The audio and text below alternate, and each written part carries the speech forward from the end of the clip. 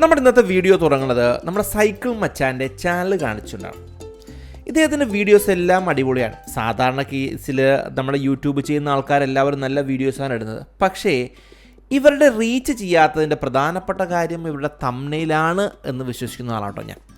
നമുക്കെന്തായാലും ഇദ്ദേഹത്തിൻ്റെ തംബ്നെയിൽ ഒന്ന് റീഡിസൈൻ ചെയ്ത് നോക്കാം. ഈ തംബ്നെയിൽ നിങ്ങൾക്ക് കാണുമെന്നുണ്ടെങ്കിൽ thumbnailsave.com എന്ന വെബ്സൈറ്റിൽ ചെന്ന് കഴിഞ്ഞാൽ ആ പെർട്ടിക്കുലർ വീഡിയോയുടെ URL കോപ്പി ചെയ്ത് കഴിഞ്ഞാൽ തംബ്നെയിൽ ഡൗൺലോഡ് ചെയ്യാൻ സാധിക്കും. ഇതാ കണ്ടോ, മൊത്തം ഒരു എന്താ പറയുക കൺജസ്റ്റഡ് ആയിട്ടാണ് ഈ തംബ്നെയിൽ ക്രിയേറ്റ് ചെയ്തിരിക്കുന്നത്. ഇവിടെ ഫോക്കസ് പോകേണ്ടത് സൈക്കിളിനായിരുന്നു.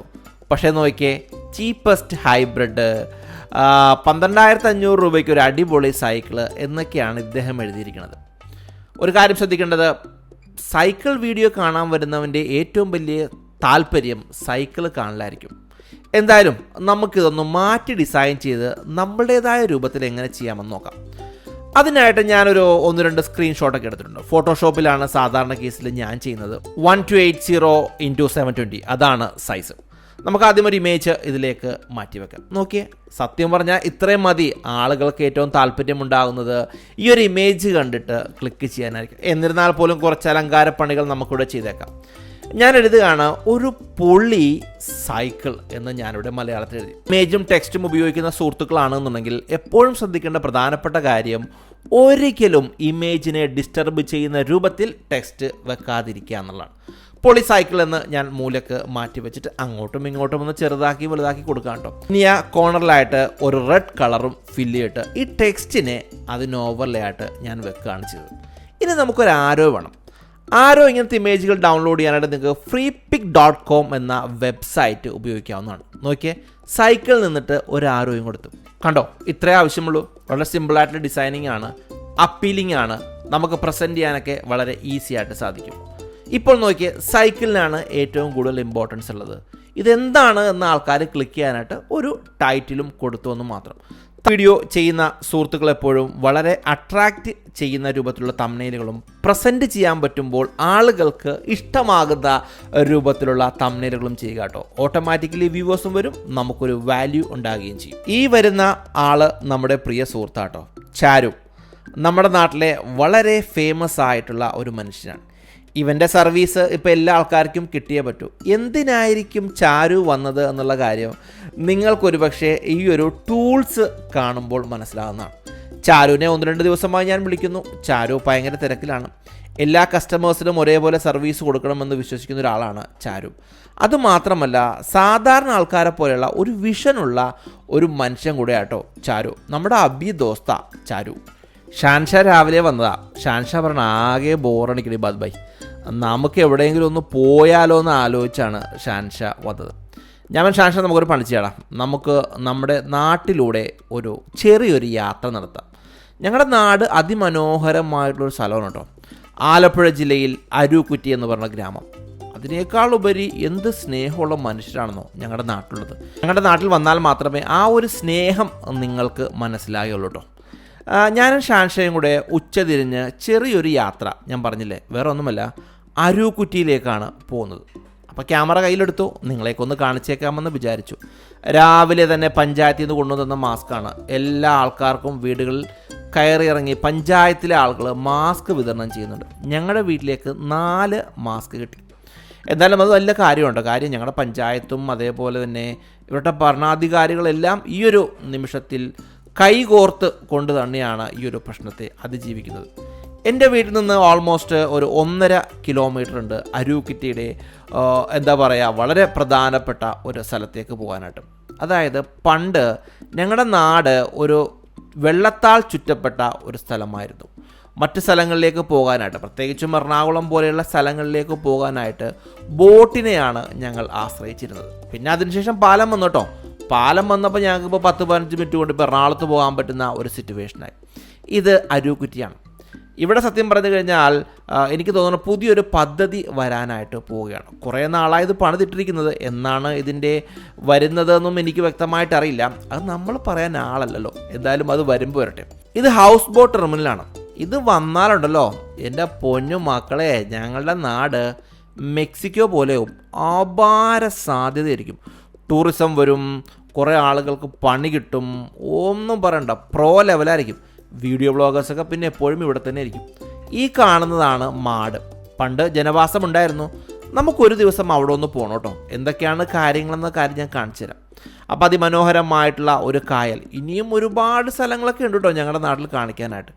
മെയിനായിട്ട് ചില ആളുകളുടെയൊക്കെ വരുമാനം മത്സ്യബന്ധനം തന്നെയാണ്. പാലം കണ്ട, ഈ പാലം വന്നേ പിന്നെയാണ് ഞങ്ങളുടെ നാട് ഒന്ന് വികസിച്ചത്. വേറെ ഒന്നുമല്ല, ഞങ്ങൾക്ക് എറണാകുളത്തേക്ക് പെട്ടെന്ന് എത്താൻ സാധിക്കും എന്നുള്ളത് ഏറ്റവും വലിയൊരു കാര്യം തന്നെയാണ്. അത് കഴിഞ്ഞ് വീട്ടിലേക്ക് പോകുന്ന വഴി ഞങ്ങളുടെ നാട്ടിൽ പോലീസ് പരിശോധന ഉണ്ട്. പോലീസ് പരിശോധന എന്ന് പറഞ്ഞാൽ പോലീസുകാർ തല്ലാനോ പിടിക്കാനോ വന്നതല്ല, അവർ ന്യായമായിട്ടാണ് എല്ലാവരോടും ബിഹേവ് ചെയ്യുന്നത്. വേറെ ഒന്നുമില്ല, ഈ കോവിഡ് സമയത്തുള്ള ചില നിർദ്ദേശങ്ങൾ കൊടുക്കാമെന്ന് മാത്രമാണ്. ഞങ്ങളുടെ നാട്ടിലെ യൂത്ത് കോൺഗ്രസ് പ്രവർത്തകരായ സുഹൃത്തുക്കൾ ഫ്രീ ആയിട്ട് മാസ്ക് വിതരണം ചെയ്യുന്നുണ്ട്. എല്ലാ ആളുകളെയും, മാസ്ക് ഇല്ലാത്ത ആൾക്കാരെയൊക്കെ നിർത്തിയിട്ട് അവർക്ക് വേണ്ട നിർദ്ദേശങ്ങൾ കൊടുത്ത് മാസ്ക് കൊടുക്കുന്ന പദ്ധതിയാണ്. ഞാൻ പറഞ്ഞില്ലേ, നല്ല നാടാണ് ഞങ്ങളത്. പോലീസുകാരൊക്കെ എത്ര ഡീസൻ്റ് ആണെന്നറിയോ. എല്ലാവർക്കും വേണ്ട നിർദ്ദേശങ്ങൾ കൊടുക്കുന്നു, എല്ലാ നിർദ്ദേശങ്ങൾ പാലിക്കണമെന്ന് അവരോട് അഡ്വൈസ് ചെയ്യുകയും ചെയ്യുന്നുണ്ട്. അടിപൊളി സമാധാനമുള്ളൊരു സ്ഥലം തന്നെയാണ് ഞങ്ങളുടെ നാട്. നമ്മുടെ എല്ലാ നാട്ടിലും ഉണ്ടാവും ഇതേപോലത്തെ ഒരു ചെറിയൊരു പലചരക്കട. പക്ഷേ ഞാൻ എപ്പോഴും ഇവിടെ വരുമ്പോൾ എനിക്ക് ഇഷ്ടപ്പെട്ട ഏറ്റവും പ്രധാനപ്പെട്ട കാര്യം ഇവിടെ വെച്ചിരിക്കുന്ന സാധനങ്ങൾക്കെല്ലാം ഒരു അടുക്കും ചിട്ടയും ഉണ്ടെന്നുള്ള കാര്യമാണ്. അതായത് കസ്റ്റമേഴ്സ് വന്നു കഴിഞ്ഞാൽ പെരുമാറ്റത്തെക്കുറിച്ച് പറയേണ്ട നല്ല പെരുമാറ്റം തന്നെയാണ്. എന്നിരുന്നാൽ പോലും ആ ഒരു കളർ കോമ്പിനേഷൻ, എല്ലാ സാധനങ്ങളും വെച്ചിരിക്കുന്ന സ്ഥലത്തുള്ള ഒരു കളർ കോമ്പിനേഷൻ, അതേപോലെ തന്നെ ആ വില വിവര പട്ടിക എഴുതി വെക്കുന്നതിലും ഒരു ക്രിയേറ്റിവിറ്റി, എല്ലാം ഒരു വ്യത്യസ്ത ആംഗിൾ തന്നെയാണ് നമുക്ക് കാണാൻ സാധിക്കുന്നത്. ഇപ്പോൾ ഈ വൈറസ് കാലഘട്ടം ആയതുകൊണ്ട് ഹോം ഡെലിവറി സർവീസും ഞങ്ങളുടെ നാട്ടിലെ ചില കടകൾ തന്നെ പരീക്ഷിക്കുന്നുണ്ട്. ഇനിയെല്ലാം ആ ഒരു ഘട്ടത്തിലേക്ക് വരുമെന്നേ. നറിനേന്തി സർബത്ത് ഞാൻ വാങ്ങിക്കാനായിട്ട് വന്ന നോമ്പല്ലേ, അതിൻ്റെ ഭാഗമായിട്ട് അവിടെ ഇല്ലായിരുന്നു. നമ്മുടെ സുഹൃത്ത് കടക്കാരൻ വീട്ടിൽ പോയി എടുത്തുകൊണ്ടുവരുന്ന സീനാട്ടോ നിങ്ങൾ കാണുന്നത്.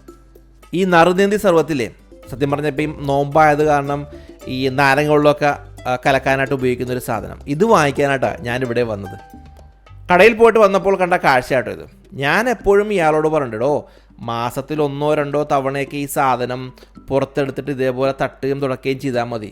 ഇയാൾ ആഴ്ച 1 തവണയൊക്കെ എടുത്തിട്ട് ഈ സാധനം അങ്ങോട്ടും ഇങ്ങോട്ടും എന്താ പറയുക, ഈ ഒരു പൊടി തട്ടിലാണ് പരിപാടി. എന്നെ ഇടയ്ക്ക് വിളിക്കും, വല്ലപ്പോഴുമൊക്കെ ഞാനും കൂടും.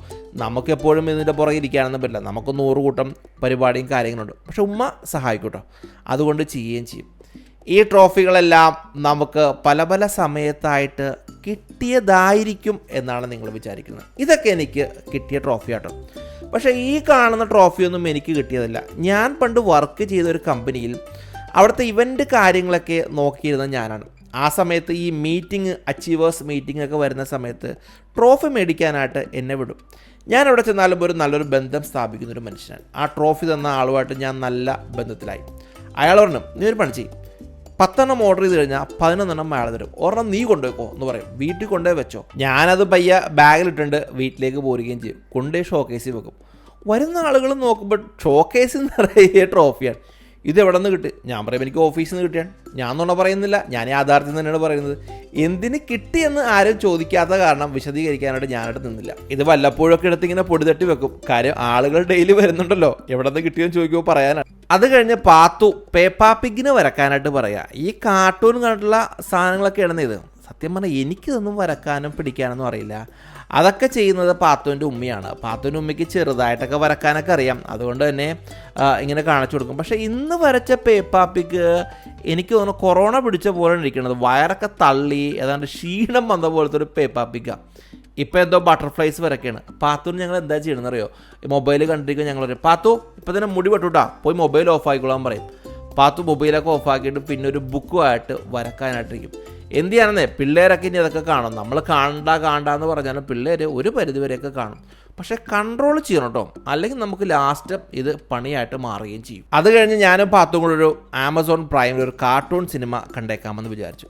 ഞാനൊരു വീഡിയോയിൽ ഈ ട്രൈപോഡ് കാണിച്ചപ്പോൾ നമ്മുടെ പല സുഹൃത്തുക്കളും ചോദിച്ചു എവിടെ നിന്നാണെന്നുള്ള കാര്യം. ഞാനൊന്ന് പറയുകയും ചെയ്ത് ആമസോണിൽ നിന്നാണ്. എനിക്ക് തെറ്റിപ്പോയതാണ്, എന്നോട് ക്ഷമിക്കുക. ആമസോണിൽ നിന്നല്ലായിരുന്നു, ഞാൻ എറണാകുളത്ത് പെൻഡാമേനക എന്ന ഷോപ്പിൽ നിന്ന് കേട്ടോ ഇത് വാങ്ങിച്ചത്. ഈ സത്യം പറഞ്ഞു കഴിഞ്ഞാൽ ഈ ടിക്ടോക്ക് ചെയ്യുന്ന ആൾക്കാർ, അല്ലെങ്കിൽ മൊബൈൽ ഫോണിൽ എന്താ പറയുക ലൈവൊക്കെ ഇരുന്നു കൊണ്ട് ചെയ്യുന്ന ആൾക്കാർക്ക് എപ്പോഴും പ്രയോജനകരമാകുന്ന ഒരു ട്രൈപോഡ് തന്നെയാണ്. അന്ന് എനിക്കിതിന് പ്രൈസ് ആയത് ഏതാണ്ട് 250 രൂപയോളം ആയുള്ളൂ. കിടന്നൊക്കെ വീഡിയോ കാണാം. ഇപ്പോൾ ചിലപ്പോൾ നമ്മുടെ സുഹൃത്തുക്കൾ കമൻറ്റ് ചെയ്യാൻ സാധ്യതയുണ്ട്, കിടന്നുകൊണ്ട് വീഡിയോ കാണരുത് എന്നുള്ള കാര്യം. ഞാൻ പൂർണ്ണമായിട്ടും അതെല്ലാം അംഗീകരിക്കുന്ന സുഹൃത്തെ, എന്ത് ചെയ്യാനാണെന്ന് ഇപ്പോഴത്തെ ഒരു കണ്ടീഷൻ. സത്യം പറഞ്ഞാൽ ഞാൻ ഭയങ്കര നിരാശനാണ്. കാരണം ഈ ഒരു സിറ്റുവേഷൻ എനിക്കോ നിങ്ങൾക്കോ മാറിയിട്ട് കാര്യമില്ല. ലോകത്ത് നമ്മുടെ എല്ലാ സുഹൃത്തുക്കൾക്കും മാറിയാൽ മാത്രമേ നമ്മൾ നോർമൽ ലൈഫിലേക്ക് വരികയുള്ളൂ.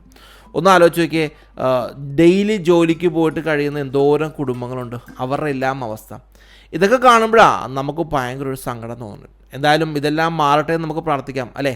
എന്ത് ചെയ്യാനാ.